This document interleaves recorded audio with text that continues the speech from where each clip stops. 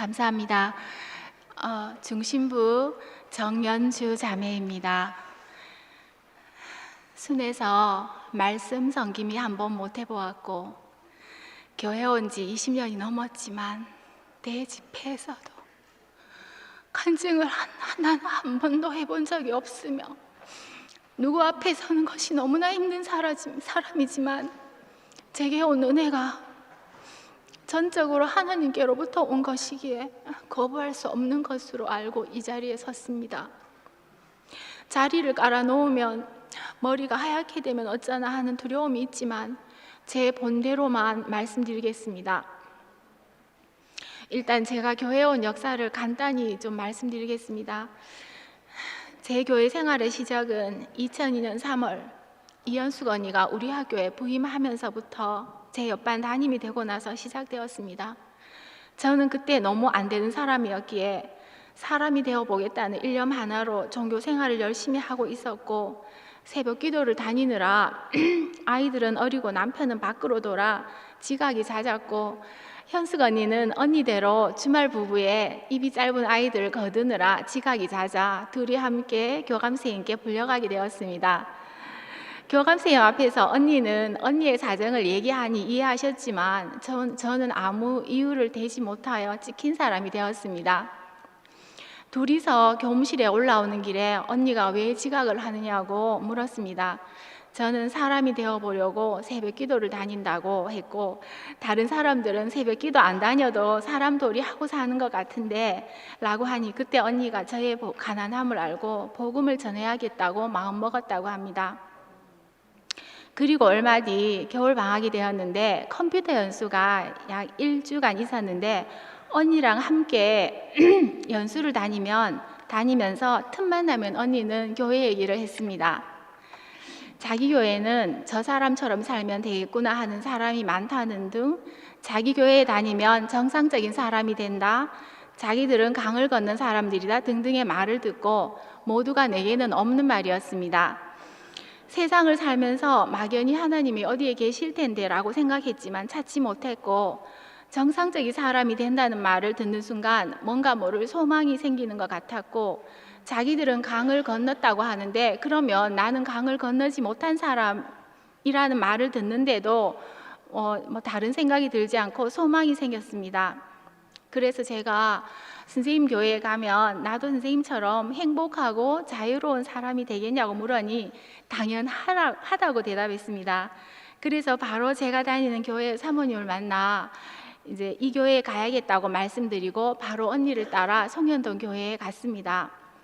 현숙 언니 차 안에서 아무리 아이들이지만 총 7명이 타고 삶이 힘들어 그때만 해도 30대 후반이었는데 귀는 멍하게 울리고 아이들은 힘들어해도 경산 집에 주저앉아 있으면 모두가 너무나 깜깜하고 힘들어서 집에 있을 수가 없어 교회에 다니기 시작했습니다.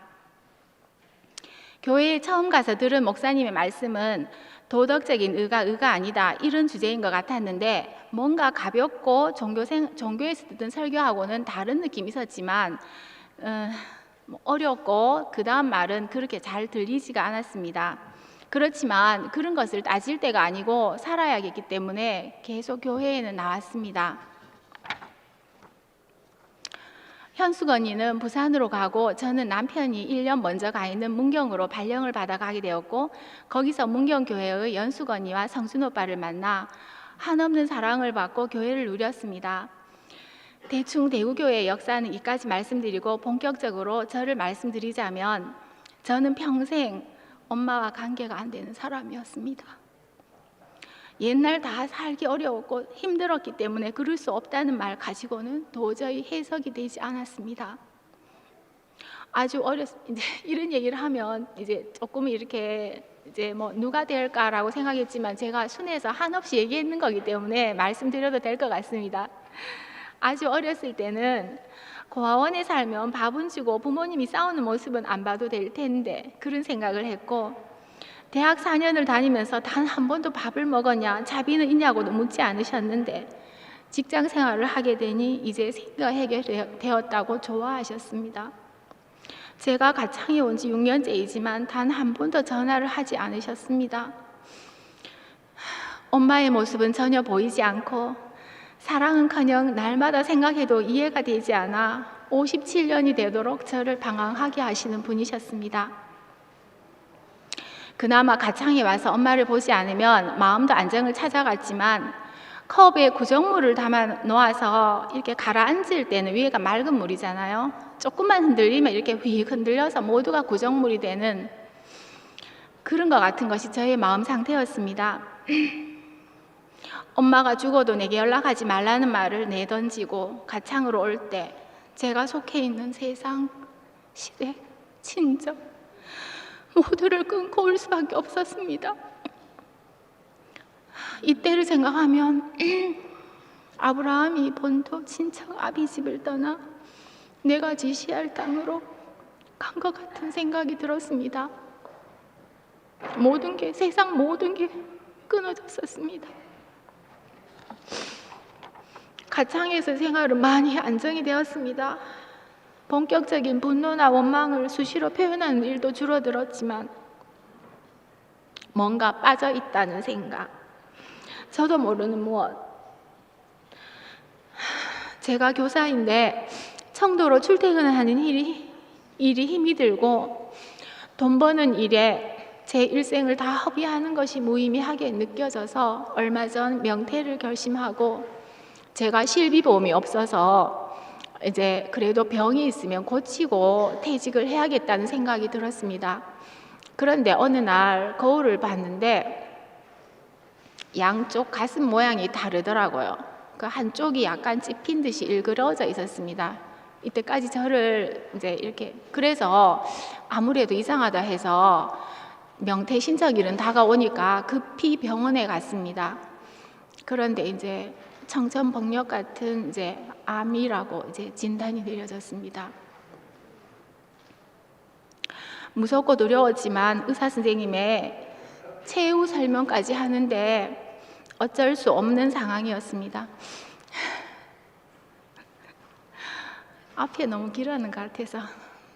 그래서 이제 막 무서웠는데 저는 이제 교회 처음 왔을 때는 제게 주인도 없고 아무것도 없는 사람이었습니다. 이제 교회 처음 왔을 때 성식 오빠와 무원 오빠가 경산을 오셨는데 그때 이제 성식 오빠가 미주 순회를 가시면서 저한테 쪽지를 주셨어요. 자매는 주인이 있는 사람이라고. 저는 도대체 그게 무슨 말인지를 몰랐습니다. 그렇지만 제가 알든 모르든 계속 교회를 다니면서 부지런한 저의 농부는 저의 밭에 씨를 뿌렸던 것 같습니다. 그래서 무서운데 수술실에 들어가면서 제가 마음속으로 한마디를 했어요. 주인의 뜻대로 해주세요. 너무 무서웠으니까. 그래서 이제 수술실에 들어갔다가 눈을 떴어요. 눈을 떴는데 회복실이었는데 저한테 이게 우리 교회는 이제 체험 이런 게 중요하지 않잖아요. 그래서 제가 이 말을 안 하고 싶은데 이 말을 안 하면 말이 이어질 것 같지가 않아서 말씀드리는데요. 눈을 떴는데 이상하게 너무 행복한 꿈에서 깨어난 느낌. 어떤 내용이 있는 건 아니고 그냥 그런 느낌이 들었습니다. 그러면서 그때 설레이고 두근거리고 몸은 돌덩이 같이 무거운데 감사가 주체 없이 쏟아져 나오는 겁니다. 그래서 그 마음 깊은 곳에서 할렐루야 그런 마음도 생기고 분명히 가슴을 수술했는데 저한테는 머리를 수술한 느낌이 들더라고요. 그 순간 스치는 생각이 이거는 목사님이 주신 생명이다. 저 목사님, 이열리 목사님하고 전혀 안 친하거든요. 모르거든요. 근데 그때 막 전화를 드리고 싶었어요. 목사님, 이게 너무 이상해요. 그런데 전화번호를 몰라서 그냥 현숙이 언니한테 얘기하고 말았었거든요. 그래서 이렇게 수술실에서 이제 병실로 막 이렇게 끌고 오잖아요. 근데 막 눈물이 막 주체 없이 흐르고 있잖아요. 막 가슴이 두근거려서 왜 우냐 해서 너무 감사하다고 이제 그런 경험이 있었어요. 그리고 나서 생각을 해보니까 이게 뭔지 모르겠다는 생각이 들고, 참고로 제가 15년 전에도 엄청 큰 수술을 했었어요. 근데 그때는 아무것도 없었어요. 그냥 아팠다. 빨리 나아야 생활을 복귀해야 된다. 이거밖에 없었거든요. 근데 이번에는 그렇더라고요. 그래서 이 생각에 이게 뭔지 싶어가지고 그 목사님 그 개천절 집회 핸드폰으로 개천절 집회 말씀 3편인가 그렇더라고요. 그 3편을 단번에 밤새도록 수술한 환자가 2시쯤 나왔는데 거의 밤이 새도록 계속 들었어요. 근데 말씀이 100% 들리더라고요. 근데 거기에서는 목사님이 계속 뭐라고 얘기하시냐면 한 3사람을 말씀하시고 계시더라고요. 계속 그 깨끗한 생명 한 3사람 참사람의 원형에 대해서 끝도 없이 계속 얘기하시는데 깜짝 놀랐어요. 제가 그 사람이네, 나도 그 사람이네. 그때 목사님께서 주신 하나님의 말씀은 제게 하늘을 열어주신 것 같았습니다. 그때 알게 된 것, 목사님은 완전한 사람이다. 그런데 나도 목사님하고 똑같은 사람이다. 그래서 우리 모든 인류는 하나님께로 와서 십자가에 매달려 못 내려오는 예수 안에 목사님도 계시고 예수도 계시고 나도 있고 모든 인류와 만유가 있다는 사실이 알아졌습니다. 그때 그 감동이 있잖아요. 막 너무너무 어떻게 말로 할 수 없을 정도로 막 그 감동이 일더라고요. 그리고 이제 하나님은 사람을 완전하게 지으셨다. 그런데 왜 끝도 없이 나를 생각하면서 나를 고치려고 했는지. 근데 저는 어쨌든 이렇게 저는 있잖아요. 제 개인적으로 끝도 없이 저를 돌아보는 사람이에요. 어릴 때부터 지금까지 사실은 수술하기 며칠 전까지 그러니까 이제 계속 돌아보고 성살하고 고치고 그러니까 아무것도 못하는 겁니다. 꼼짝 못하고 있거든요. 그러고 이제 사실은 이런 말 하면 어떨지 모르겠는데 암 진단비가 좀 나왔어요. 근데 그 돈을 받아들고 어떻게 생각했냐면 남편한테 물었어요. 이거 갖고 정신과 상담을 좀 받으면 어떠냐고. 엄마하고 관계가 너무 안 풀린다고. 내가 뭐가 있지 않냐고. 내 문제가 있지 않냐고. 그 돈으로. 그러니까 남편이 하는 말이 잘 사는데 그런 걸 왜 받으려고 하노. 그래서 이제는 이제 제 마음대로 할 수 있는 그런 건 아니어서 이렇게 꾹 참긴 했는데 끝도 없이 저를 고쳐보려고 했던 사람이고 계속 나를 돌아보려고 했던 사람인데 근데 이 말씀이 왔는데 있잖아요. 하나님이 사람을 완전하게 지으셨대요. 그냥 모자라도 된대요. 시원찮아도 된대요. 그 말씀 5월 10일 날 들은 그 말씀 이후로 이상해요. 한 번도 저를 돌아본 적이 없어요. 너무너무 자연스러워요. 의도도 없고 그냥 하나님이 그렇다 하면은 그냥 그런 거예요.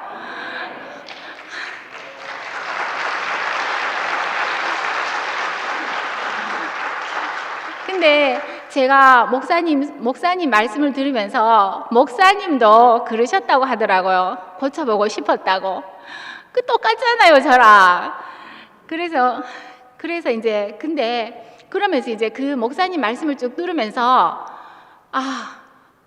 쏘갔다.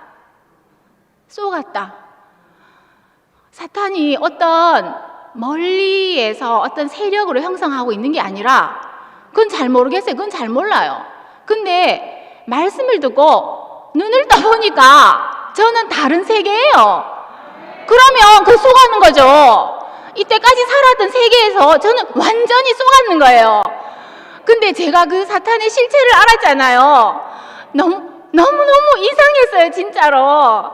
그래서 그 태어나서 지금까지 말로 다 할 수 없는 노력, 수고, 어떻게 할 수가 없어요. 제가 57살이잖아요. 저는 죽을 때까지 그렇게 살 수밖에 없는 줄 알았어요. 근데 이제는 나를 돌아보지 않아도 되고 이제 생각하는 게 아니에요. 실제로 저는 나를 안 돌아볼 것 같아요. 앞으로 돌아가지도 않을 것 같아요. 그래서 너무 신기하고 그냥 내 앞에 있는 나라, 하나님 나라만 보면 되는 거예요. 그냥 하나님의 지으신 세계는 원래부터 하나였어요. 사람도 한 사람을 지으셨고, 그렇기 때문에 하나 되는 노력도 필요 없어요. 그래서 저는 항상 혼자가 외로웠기 때문에 하나 되려고 어떻게 하려고 끝도 없이 노력했는데 세상에 이런 세상이 있다니 너무 신기하고, 그리고 이제 막 두서가면 없는데요. 저는 이제 하나님이 목적을 가지고 저를 지으시고 저와 모든 것을 지으시고 십자가에 못 뛰어내리는 예수 안에 놓았다는 사실이 너무나 확실하고, 근데 그 문제 속에 엄마와의 관계가 해석이 되었어요. 그러니까 우리 엄마는 숨밖에 없어요. 우리 엄마는 숨밖에 없고 세상 모든 아무 능력이 없어서 그냥 나를 낳아준 것밖에 없어요. 근데 하나님이 지으셔서 내가 예수 안에 있다는 사실을 알았는데 그 엄마가 알아지더라고요. 그냥 엄마는 어떻게 알아지냐면요, 그 엄마는 나를 태어나게 했잖아요. 거기서 끝이에요. 거기서 엄마가 이랬다 저랬다 아무 생각이 안 나고 원인무효라는 말을 이때 쓰는 것 같더라고요. 그래서 그 소유의 세계에서는 절대로 해석이 안 되는 것, 세상 모든 사람이 나를 상담을 해도 엄마와의 관계는 나는 풀 수 없을 것 같았어요. 이건 객관적으로 얘기하는 게 아니고 저를 생각했을 때 그랬는데, 그리고 그 엄마의 모든 것이 비참해서 저주하고 버렸거든요. 근데 그것이 못 내려오는 예수라는 사실을 이번에 알았어요. 그리고 그것이 내가 잃어버린 나라는 사실, 그러니까 나를 너무너무 저주하고 버렸다는 사실을 알았는 거죠. 그리고 목사님이 아무리 얘기하셔도 몰랐는데 어떻게 이렇게 생사의 갈림길에서 이렇게 알려주시는지 너무너무 감사해서, 사실은 5월 10일 수술하고 난 날부터 5월 26일 아침까지 있잖아요. 그 막 가슴을 들썩이면서 끝도 없이 울었어요. 왜냐, 아파서 그런 것도 아니고 슬퍼서 그런 것도 아니고 암이 걸려서 그런 것도 아니고 아무것도 아니고 하나님이 나를 이 세상에 보내셔 예수 안에 두셨다는 사실, 그것이 너무나 축복인 것을 알았어요. 그리고 저는 교회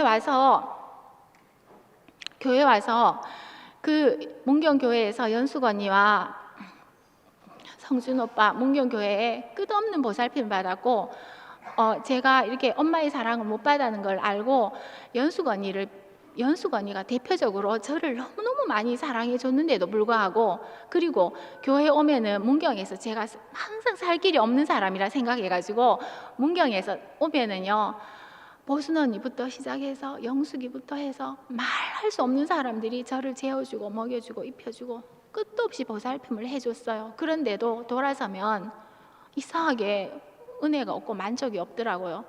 지금 생각하니까 이 구속의 복음, 진정으로 존재의 세계를 모르는 세계에서는 그것조차도 나한테는 그 배부르지 않을 것, 헛것만 먹고서 배가 불렀던 사람, 그랬던 걸로 알아지고, 그런데 지금 제가 이렇게 존재의 세계에 와서 보니 그 모든 것이 다 구원이 되더라고요. 교회에 처음 와서 낳아주셔서 감사합니다. 저는 죽을 때까지 그 말을 못할 것 같았어요. 낳아주셔서 감사합니다. 그 말을 너무너무 하고 싶었는데 못할 것 같았어요. 그래서 항상 어두운 곳에서 마음 깊은 곳에 어둠을 품고 살았는데, 사람의 문제는 없어요. 하나님 문제만 있을 것 같아요. 예수를 부인하고 엄마를 부인하고 나를 부인한 것, 나를 잃어버린 나를 이제는 찾은 것 같아서 이제 엄마한테 지난번에 이제 남편이 밥을 해주니까 안 그래도 한자니까 입맛이 너무 없잖아요. 그래서 남편이 밥을 해주니까 밥을 도저히 못 먹고 굶어 죽겠더라고요. 그래서 안 되겠다 싶어서 문경에 엄마하고 언니가 엄마를 모시고 살아요. 그래서 이제 거기를 갔었거든요. 가서 엄마를 보고서 막 제가 얼마나 감동이 되고 눈물이 나는지.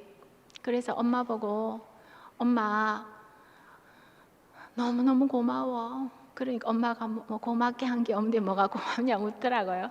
그래서 엄마는 나를 낳아줬으니까 고마워. 엄마는 정말 성공적인 인생을 살았어. 나를 낳았으니까. 막 그렇게 하니까 엄마가 막 정말 시더라고요. 그 이제 엄마가 이제 엄마도 불안정하고 이러니까 지금 막 치매도 있고 이렇거든요. 그러면 이제 잘 때 주무실 때 보면 막 이러고 막 이렇게 악몽 꾸는 것 같고 막 이래요.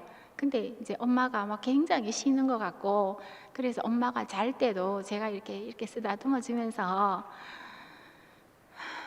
엄마, 내가 엄마가 살아있을 때 이렇게 말할 수 있는 게 너무너무 감사해. 우리 딸도 그러더라고요. 엄마, 할머니가 돌아가셨을 때 무덤 앞에서 이 말을 하면 무슨 의미가 있겠노, 그지? 그래 얘기하더라고요. 그래서 그래, 맞아, 너무너무 감사해. 그래서 이제 제가 막 그런 마음이 들었고, 제 두서가 없죠. 근데 또 이제 저는 이제 교회에 와서 하나님의 은혜를 얘기를 한다던가 감사한다던가 사랑한다고 그 말이 나오잖아요. 그럼 거기서부터 딱 막혀요. 왜냐하면 안 들려요. 나한테 무슨 은혜가 있나? 아무리 형제들이 보살폈는데도 불구하고 나한테 무슨 은혜가 있나? 그 다음에 뭐 감사한다? 아무래도 종교 생활에서 뭔가 답습했는지도 몰라. 막 그런 오해도 되고, 사랑한다? 저 사람은 사랑을 아는가 보다. 진짜 마음에 사랑이 있는가 보다. 저한테는 그런 게 없었는데 하나님이 목적을 가지고 지으셔서 예수 안에 두신 은혜를 생각하니 감당 못할 은혜가 넘치고,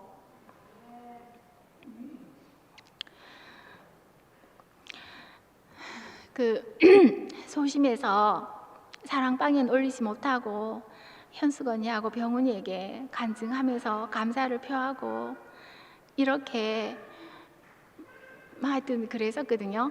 그리고 이제 저는 그래 이 이제 복음을 딱 아는 게 목사님 마음이 너무 잘 알아지더라고요. 목사님이 얼마 전에 한참 전에 이제 말씀하실 때 목사님이 아무것도 못하는 상황에서 밖에 나가서 막 밤하늘의 별을 보면서 막 하나님의 사랑을 너무 찬양하고 행복해 하셨다는 말씀을 들었어요. 근데 저는 그 말도 무슨 말인지 알겠어요.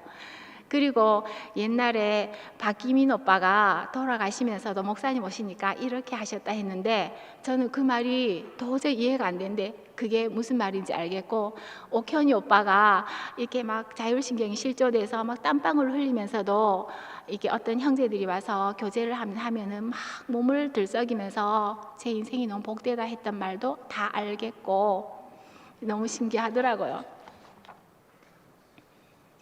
그래서 제게 막혀있던 모든 벽이 봄물 터지듯이 다 무너졌어요. 몸이. 이게 그래서 저는 이제 시댁하고 6년째 안 갔고 지금 다 막혀 있었거든요.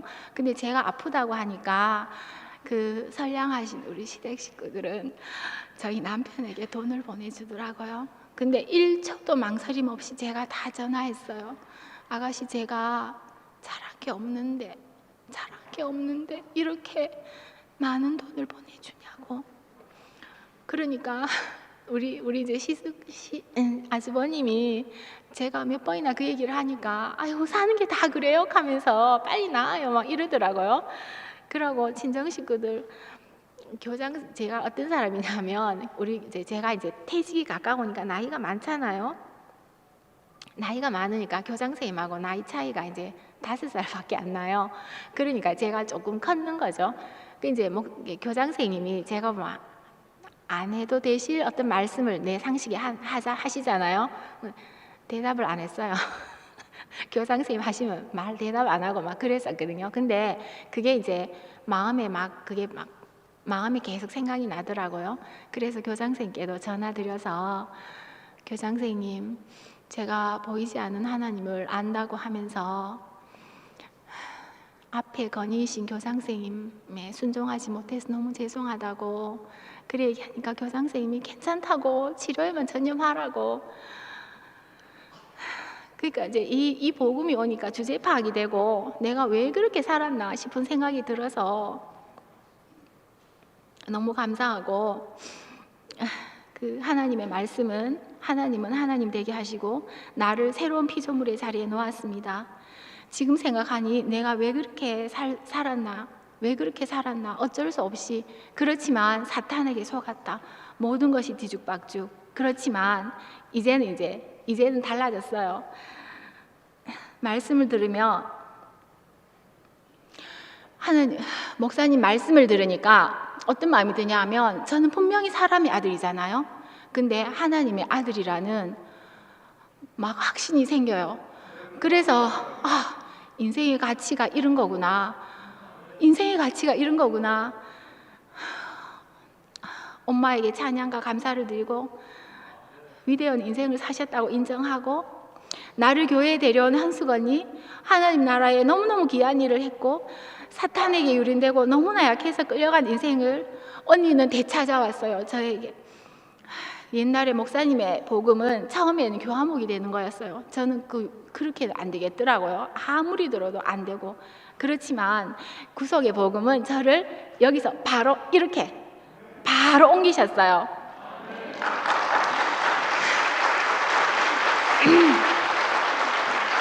이제 마지막으로 말씀드리면, 저는 이제 막 신학적인 깊은 건 진짜 모르고 말씀의 깊은 것도 정말 아무것도 몰라요. 근데 상속자라고 하셨잖아요. 우리는 상속자가 확실해요. 그 상속자가 뭐냐 하면 단지 생각이나 이론이 아니더라고요. 제가 누구인가를 아는 순간 저는 바로 상속자가 되는데, 어떤 현상이 일어나느냐 하면은요, 모든 사람에게 마음이 가요. 그래서 제가 병실에 있었잖아요. 병실에서 거의 한 열흘 넘게 있었는데 너무너무 행복한 병실 생활을 했어요. 왜냐하면 사람들이 다 마음이 가니까. 주사를 놔줘도 사람이 이쁘고, 진료를 해줘도 사람이 이쁘고, 옆에 있는 암 환자도 예쁘고, 나보다 나이 작아도 예쁘고, 다 예쁘고, 그 다음에 옆에 있는 82세 할머니도 화내도 귀엽고 웃어도 예쁘고, 간병사 언니도 너무 예쁘고. 그래서 제가 막 계속 안아주고 싶은 마음이 들고, 그러니까 거기 있는 사람들도 이상하게 제가 이렇게 얼굴이 좀 이렇게 긴장되고 굳어있고 소심하게 보이잖아요. 그러면 먼저 저한테 다가온 사람 잘 없었어요. 근데 병실에 있으니까 이상하게 있잖아요. 사람들이, 제가 멀리 혼자 떨어져 앉아있으면 사람들이 저기서 말 걸어오면서 자기 오만 얘기 다 해요. 제가 태어날 때 막 전화번호 달래요. 그래서 전화번호 줬어요. 그랬더니 또 나중에 문자가 와요. 자기가 요런 진단을 받았다. 너무 찾아가고 싶었는데 저도 이제 한자라 그렇게는 못했는데, 그냥 상속자는 뭔지 몰라요. 그냥 이게 상속자 아니겠어요? 모든 사람이 이쁜데. 그리고 우리 신랑 생짜배기 이방인이에요. 이방인인데 오늘도 밥 먹을 때마다 명진이 아빠 인생이 왜 이렇게 감사해? 너무 감사해. 근데 하나님이 나를 이렇게 지으셨다는 사실이 너무 감격스러워. 옛날에 내가 엄마 되게 막 싫어했잖아. 엄마가 나를 태어나게 해준 것, 그것만 해도 너무 감사해.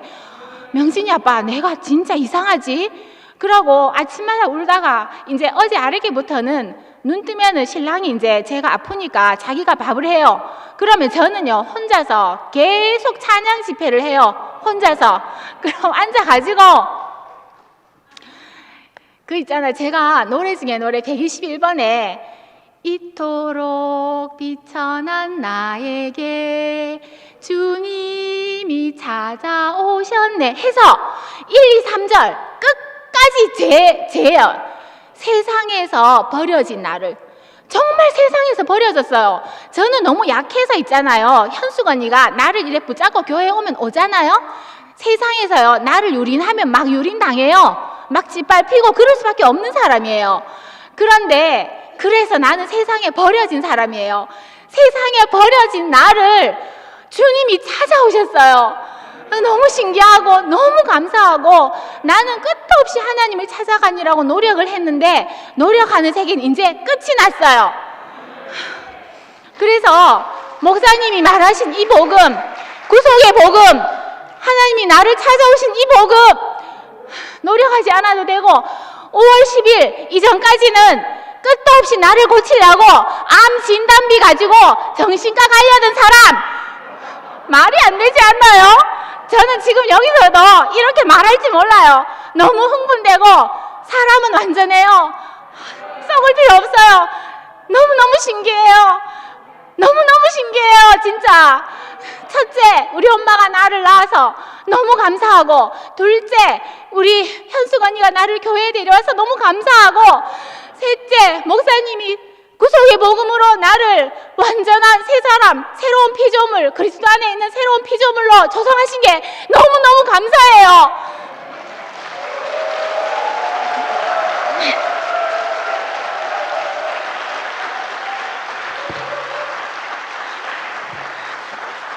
근데 제가요, 지금 뭔 얘기를 하는지는 몰라요. 뭔 얘기를 하는지 모르는데 사람만 보면 있잖아요, 이 말이 막 저절로 나오는데 얼마나 감격한지.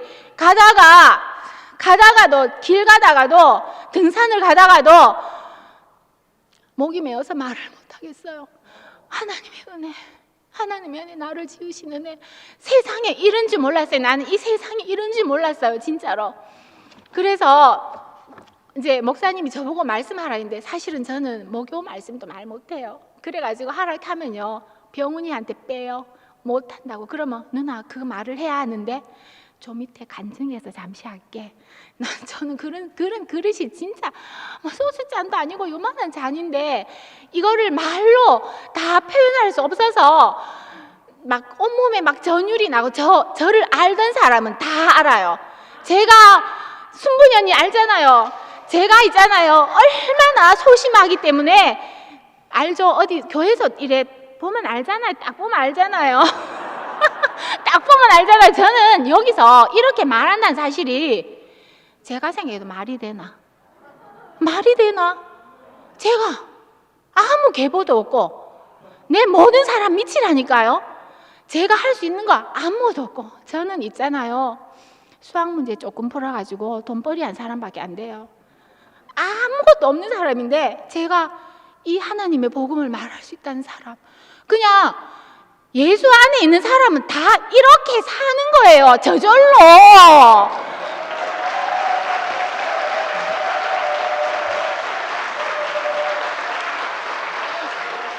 목사님은 저한테 인생의 멘토 그런 거 아니에요. 내한테 연주자매 요렇게 열로 가면 좋겠다, 요양, 그거 문제 아니에요. 목사님은 하신 일이 딱 한 가지, 구속의 복음. 예수, 못 내려오는 예수가 나다, 그거를 알려주신 게 인생 최대의 찬양이에요.